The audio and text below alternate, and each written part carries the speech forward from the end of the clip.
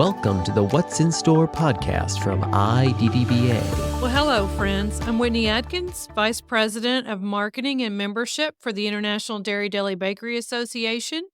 I couldn't be more excited about this. Ken Wicker is the Senior Vice President of Fresh Foods at Festival Foods.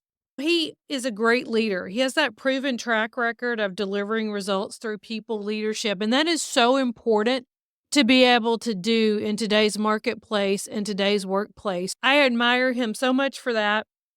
His colleagues would say he's a trusted coach.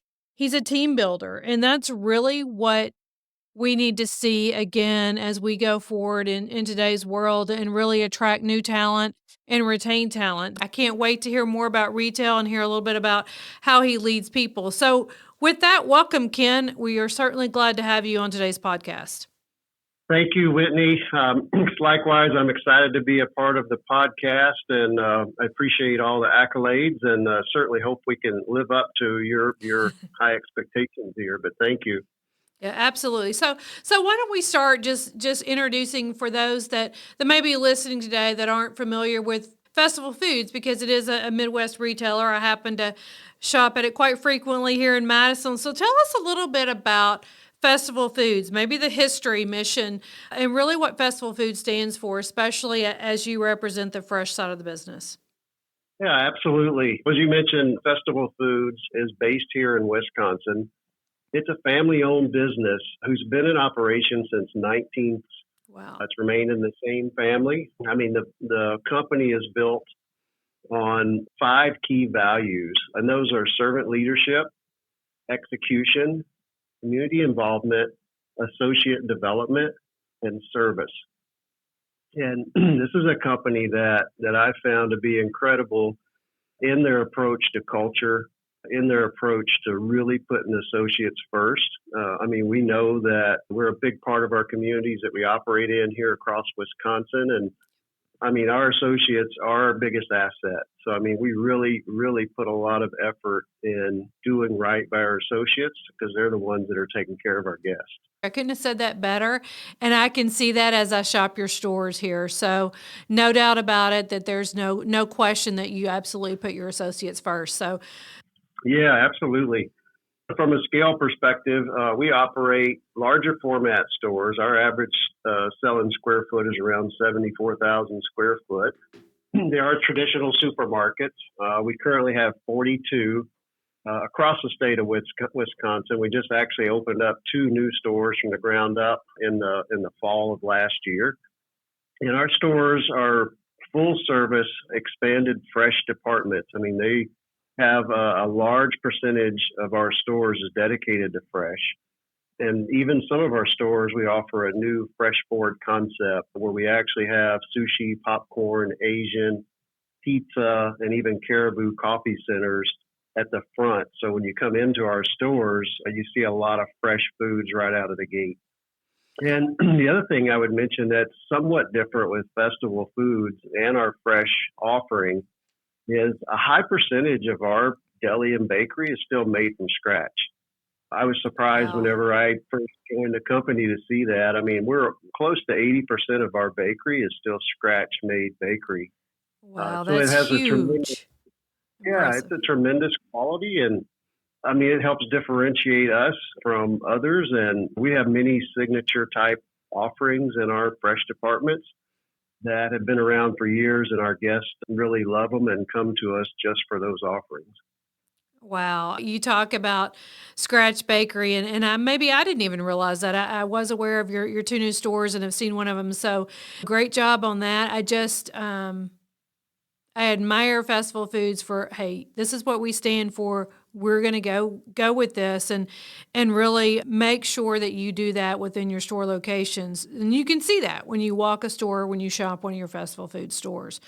As we look at 2025, and you talked a little bit about this already, how do you see in terms of fresh deli bakery performance, whether it's Festival Foods or in the industry?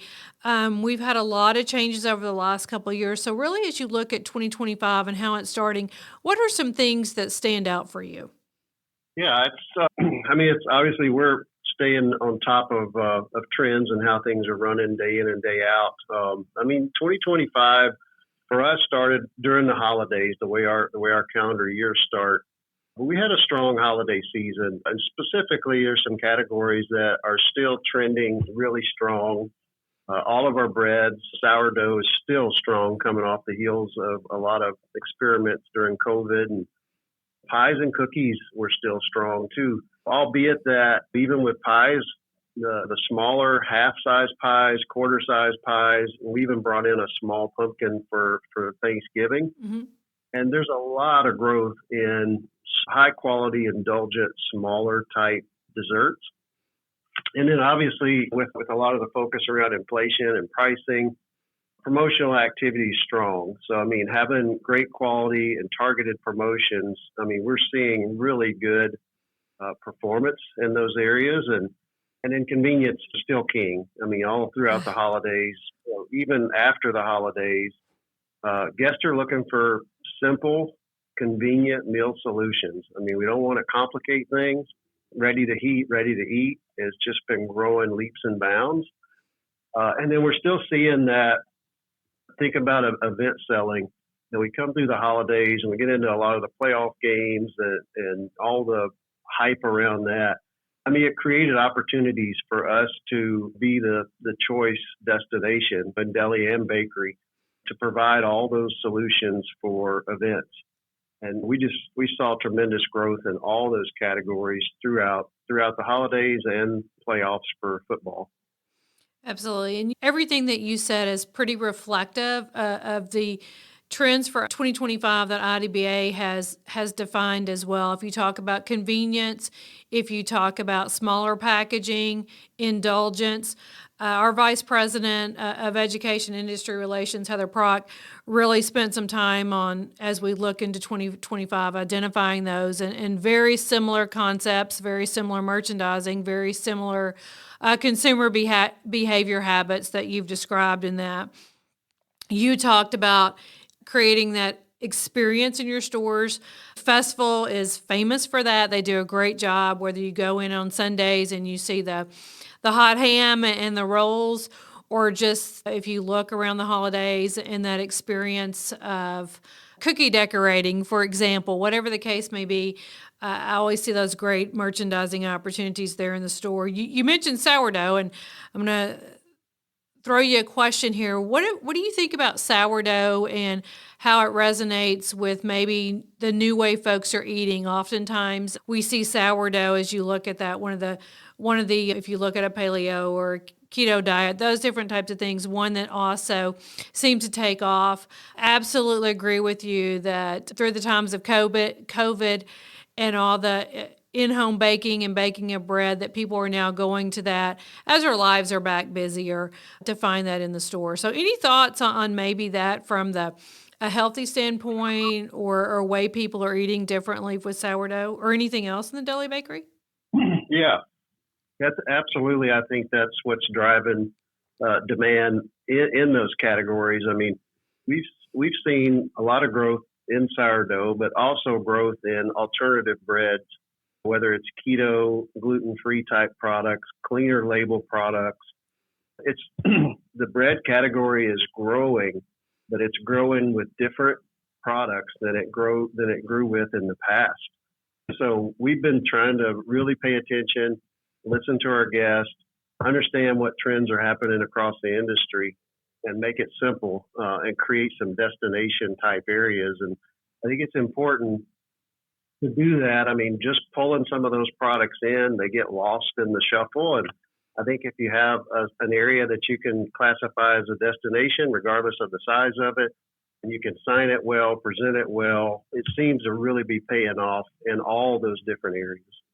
Yep, it's all about bringing those in. You talked about convenience is still going to be the number one factor, but when you bring them in there and you can make shopping easy, they can see that meal at hand, they can see that experience right there in front of them for them to pick up at a festival food store. I think that is key. You mentioned everything from POS to signage to creating that destination, and we really have to continue to make it easier on consumers and help them make those decisions in their busy life. As we look at some challenges, Ken, from a retailer, what do you see as some challenges maybe in the next 18 months or so, whether it be anything from a technology perspective, labor, food safety, speed to market, consumer shifts? What are some things that you really see are some immediate challenges that as a retailer you need to consider in today's market?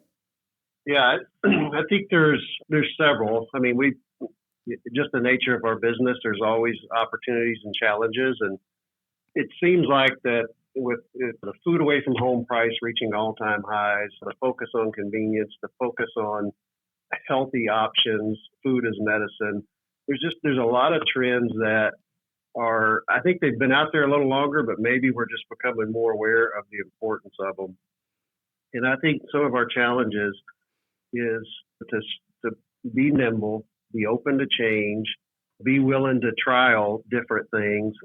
And you can't do everything, but you have to be willing to put yourself out there and try some new products and commit to it for your guests. And I mean, we found some great performance in some of these newer emerging categories that in the past maybe they didn't get the chance. I mean, uncertainty is still a concern. It's a concern. Our guests tell us that all the time. They don't understand where the economy's going, how it's going to impact them. I mean, inflation, obviously it impacts every area. And we hear about it a lot in the food business because it's highly perishable and people are buying food 2 or 3 times a week. But there's pressures coming from outside of our industry. In a lot of cases, our guests aren't making more money, so they make choices. They're trading down, they're trading out, they're shifting their habits, but they still want healthy, high quality product.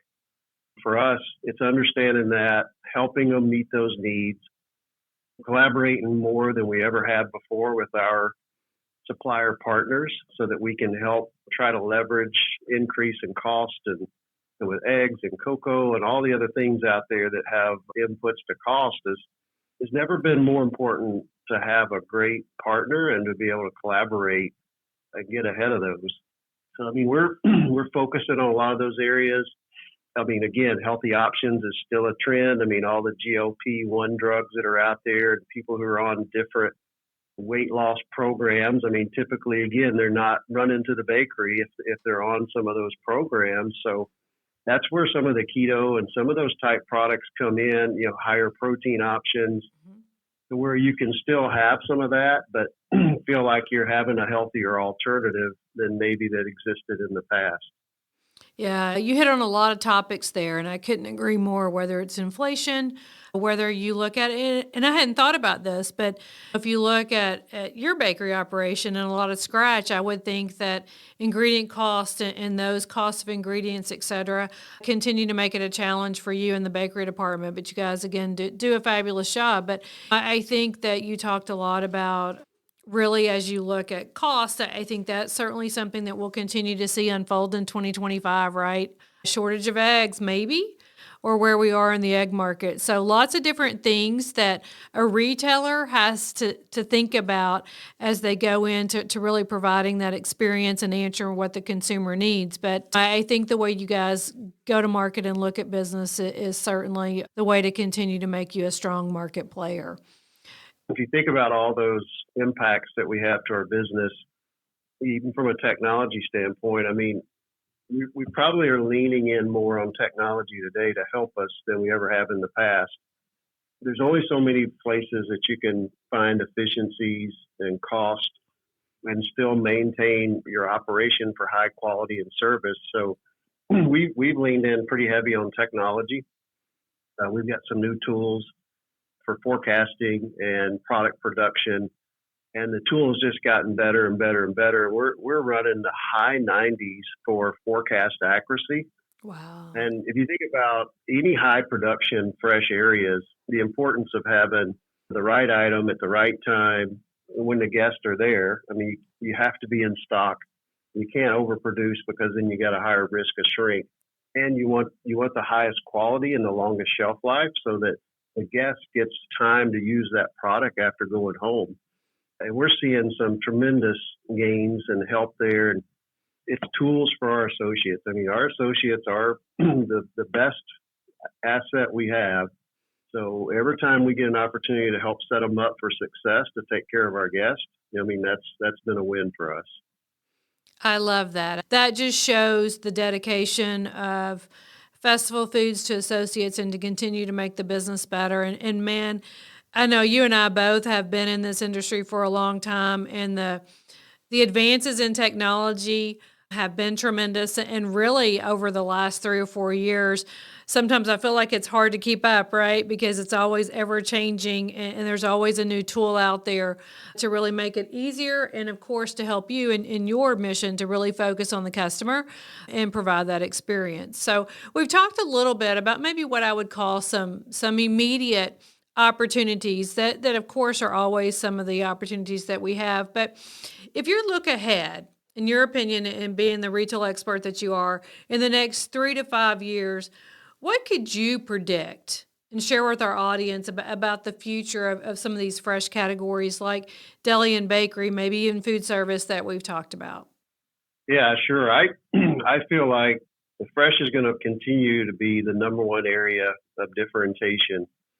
I mean, obviously, online mass have gotten better at offering some non-perishable items out there, but I think they're continuing to try to find ways to get that business from brick and mortar stores. So we have to continue to differentiate. We have to provide our guests the quality and the service that they need. I think personalization is still going to be big as we go into the future, something that we're focused on, making sure that we can speak directly to guests and offers that are built for one versus many. I think loyalty programs that are targeted for guests where they can have options, and instead of just forcing them into one type of loyalty redemption program, it's giving the guests options. I think convenience, simplification, and options are going to be important to guests today and in the future. And I think from a merchant standpoint, we have to continue to build trust with our guests and fresh food, so that if they want to buy online, pick up in store, or if they want to have delivery, they know that they can count on us and trust us to get just as high quality and fresh a product as if they were picking it themselves. So we're focused heavily on improving that area of our business. And then obviously with shift in demand, I mean, we got to continue to focus on a curated assortment that helps meet demand. And we may not know today what that demand is going to be. And that's why I said, I think you got to be flexible and nimble. And as options change for healthier foods, more convenient foods, different flavors, different protein options, you just have to be open to, willing, and make sure we make that a part of our business plan. Yeah, absolutely. And for a little bit of my loyalty background, you said it well, right? It's all about personalization. If you look at marketing in my marketing world today, it's about personalization. How can you make the guests feel special? That's in store, that's through promotions. How do you make them simple? How do you give them options? And how do you help them know they matter, and where they spend their money matters, and that you're doing something positive with that, and you know who they are? I've seen the loyalty marketing world in retail change over the years since I first was part of an introduction way back in 1999, I think it was. It's crazy how our mind can remember things. But I think the more you can personalize it, the more you make it simple, the more you make it easy for them to make decisions and really reach out to them, is the way to go, as you mentioned, right? Whether it be brick and mortar, where they get fabulous experiences that they get at Festival Foods, or whether it be through your own line or pickup and delivery, they want to know they matter, right? And they want to know that their choices are important, their choices are respected. So kudos for that. As we go forward, as we round out today's call, I want to be sure that I give you the opportunity to say, hey, these are some things we really want to focus on. These are some things we look forward to. Anything like that you would like to add for our audience today about retail grocery, especially the fresh side of business? Yeah, I mean, I feel like obviously Festival is committed to our associate development and our culture. I think it's our associates and how we present ourselves to the guests in our communities is the number one advantage and asset for us. But I think we're going to continue to focus on building our teams, set them up for success, training and coaching and leading teams to help maintain our business. We feel, and I feel strongly, that high quality has never been more important. I think anyone who's coming to the store, when our guests are shopping with us, I mean, sometimes they're making a risk.